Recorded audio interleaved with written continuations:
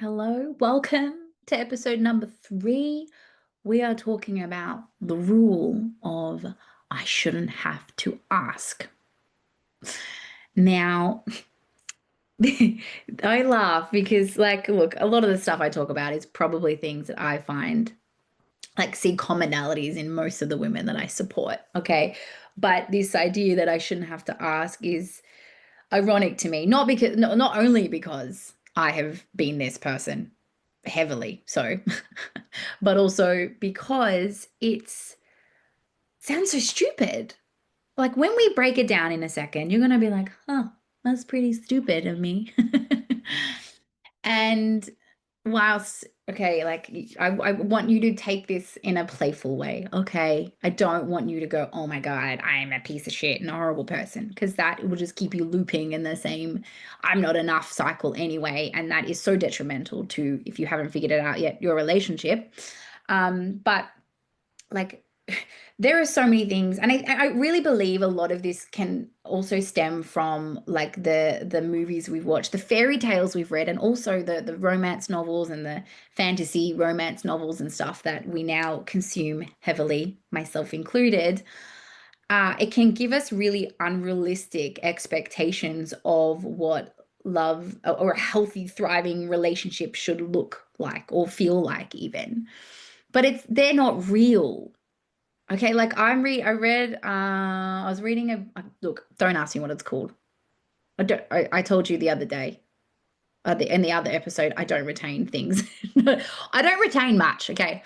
But there's this book, and it was a romantasy novel. Bloody beautiful, wonderful book. I've thoroughly enjoyed it.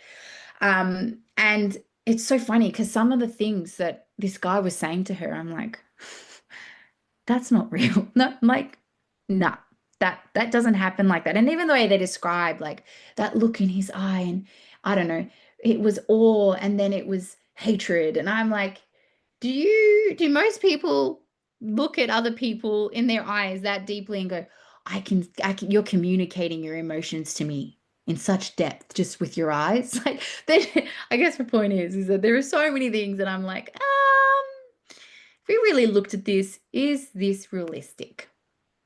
A lot of it probably not quite, like even the fact that he says the thing, says the most perfect thing at the perfect time, and he just touches her in the exact way she loves. And you know like even when I've read so many of these books where women are just like, yeah, touch me there, or don't touch me there, or more of that, and like they're communicating and expressing so wonderfully, and I'm like, not many women feel comfortable doing that.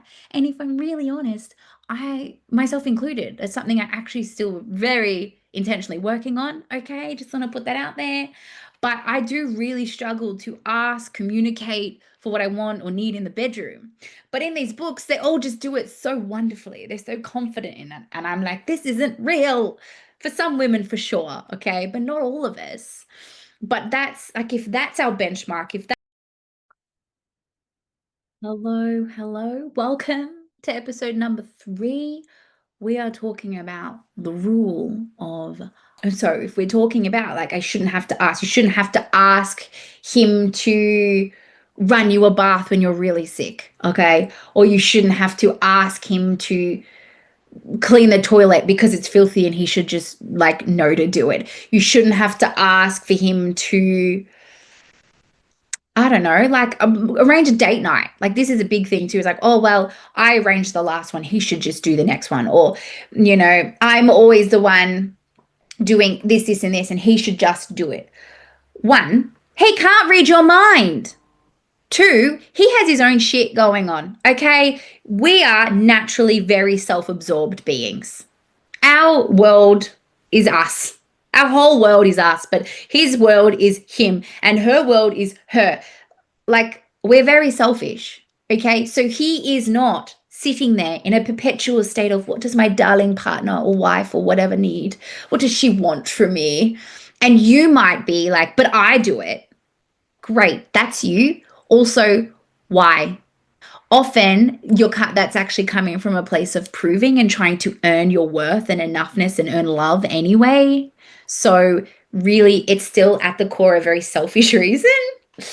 Like saints, Okay, well, I don't know. We went from there to saints, but saints, right? Like they are so giving and selfless. I actually, in my very biased opinion, don't think many humans are actually that selfless. I think often a driving force is a selfish reason. Often it's like, here, look at me, I'm so wonderful. Look at me, I'm a martyr. Excuse me, I'm choking on my own saliva. So it's like when you look deeper, it's not what it really looks like on the surface level. So if you even, I don't know, maybe you admire someone for like, oh my God, look at how much they do for other people. Or maybe you sit there and you're like, oh, that makes them a really good person. And that's not to say they're a bad person, okay? But it's like, okay, but why? What's the driving force behind their actions? That's not to say sometimes it is from a selfless place and just the desire to give or whatever. But I have found with certain, like with some of the clients that I've worked with and just in life that I've observed, and because I'm a big people watcher, people that give are actually doing that from a selfish place. And I'm not here to say that being selfish is bad, actually. I am a big advocate of you're number one, okay? When you look after you and your cup is full, you are a better partner. When you are a better mother, a better sister, daughter, whatever it is. It's not quite that black and white, especially when children are involved and whatever. But generally, you prioritize yourself first as number one. Okay, so that is quite a selfish act, but it's a selfish act that everyone benefits from. So I'm here for it. So, yeah, coming back to like, he should just know is bullshit. Like, again, we got to stop, or maybe not stop reading the novels because I'm a really, really big fan of them. They certainly get the juices flowing, if you know what I mean. But if you know, you know. But I guess what I'm trying to say is that like if you are comparing it to that, you're going to end up really freaking disappointed. But if you learned to feel more worthy of asking, of receiving, sorry, first and foremost, okay, like a lot of this comes from actually, I don't feel deserving of said thing from him, but I know logically I do. And again, self protective mechanism is going to kick in. If you listen to my previous episode, you're going to understand this a little bit more. Self protective mechanism kicks in. I'm going to keep him at a distance. I don't want to let him get too close. And I actually don't even think I'm actually deeply at the very core believe I'm worthy of his love, his attention, his care, his running a bath for me, his whatever. But I know logically I deserve better. So I'm going to project onto him as another way to protect myself. And I'm going to project onto him and I'm going to have all these expectations, these unspoken, often expectations of what he should do, how he should treat me, love me, whatever it is. And if you do that, you're setting him up for failure. Okay? We don't want to do that. So this idea that he should just know is fucking toxic. Now, that's not to say that occasionally it's not, that you just want him to do the thing without prompting, without you asking. Okay, of course. We want to know that, like, they see us, and we shouldn't always, in my opinion, have to always ask. But if you are sitting here like, oh, he can see I'm upset, he should hug me. Should he? Could you ask? Could you ask for a hug instead? But in doing so, what do you risk? What's the risk here? What are you really afraid of? If you ask him, he might reject you, and that might make you feel worse. Or if you ask, he might give you a half-assed hug. Or you might feel like he does it out of pity. It's like, so we could be here. See, we could pull this apart and be here all day. But my point is that you got to get fucking real with yourself above all else. And sometimes you're not going to see through your own bullshit. That's just reality because you are human and you have blind spots. I've been doing this for years and I still have blind spots because I'm human. And even like we are really good at lying to ourselves and getting in our own way. Like you would be astounded at how many ways, how often you get in your own way by bullshitting to yourself. I'm fine, but I'm not fine. Or I'm not a problem. Like, I'm not the problem here. He's the problem, when you contributed in some way, or you could have prevented it or something. So it's like, how can we be accountable above all else? How can you be more accountable for the state of your relationship, the state of your current reality in a world, whatever it is? Because the more that we can build that self-awareness and start to see our behaviors, our stories, our rules for what they are, you you call back your power and you can make new choices. You have control over this, right? Instead of waiting for him to change, waiting for him to read your mind, you can just communicate it and receive it.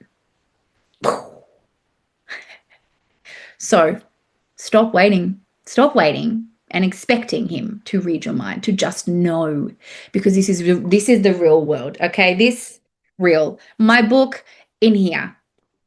Okay, it's something I'm creating in my mind. It's not real life. It's something that someone created in their mind, actually. And then they wrote some words and it was printed out on a piece of paper, or it was on my Kindle, whatever it is. And they've come up with that. It's fake. It's fake. Fairies don't exist. Dragons aren't real. I mean, they might be, but you know what I mean? Right now, in my reality, I can't see them. They're not real. So in the real world, he's not always going to say the right thing at the right time. He's not always going to do the thing that you want all the time, when you want it, on your time, when you demand it, whatever. And that's just life. We're going to wrap this up here. I will see you on our next episode. Have a wonderful day, darling human.